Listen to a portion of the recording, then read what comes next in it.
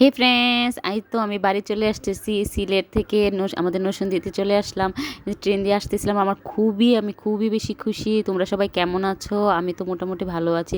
এই যে ট্রেনে আমি আমার ব্যাগপত্র গুছিয়ে সব কিছু গুছিয়ে আমি কালকে হয়তো তোমাদের সাথে শেয়ারও করলাম এর আগের দিন ব্লগে, যে আমি কী করলাম শেয়ার করে তারপর বাসায় চলে আসলাম। এই যে ট্রেন দিয়ে আমার বোনের সাথে দেখা হলো। আমার বোন আমার জন্য রান্না করছে এখানে চিকেন, তারপর হচ্ছে পাটা ভর্তা, তারপর হচ্ছে সালাদ করলো, আবার সাথে একটু টমেটো টকও করলো। আমার খুবই পছন্দের খাবার। তারপর আমার ছোটো বোন আবার কক্সবাজারে গেছিলো, ও আবার ওইখান থেকে আসার সময় আমার জন্য অনেকগুলো চকলেট নিয়েছে, মানে আমার জন্য আর আমার ছেলের জন্য আর কি। অনেকগুলো চকলেট, তারপর হচ্ছে বাদাম, প্লাস হচ্ছে অনেকগুলো, তারপরে আচার, মানে যেটা আমার পছন্দ আর কি। আচারগুলো আসলে আমার জন্য আচার আমার বড় বোনের জন্য নিয়ে আসছে। আমি খুবই বেশি খুশি। পর রাতে আমি চিকেন দিয়ে তারপরে একটু রুটি ভেজে তারপরে খাবো আর কি, মানে আমার খুবই বেশি পছন্দের খাবার। একটু মাংসটাও গরম করে নিলাম, মাংস দিয়ে রুটি খাবো বলে কথা। তারপরে এখানে দেখো পরের দিন সকালে করলা ভাজি করলাম, মাছ ভাজি করলাম, টক রান্না করলাম, সাথে আমি আবার ইলিশ মাছের মাথা দিয়ে একটু লাউ রান্না করলাম। এই যে দুই বোন মিলে কথা বলতে বলতে রান্না করলাম। তারপরে যে এখানে একটু পাস্তাও রেডি করলাম। ওকে ফ্রেন্ডস, এটা হচ্ছে বাপের বাড়ির ব্লগ।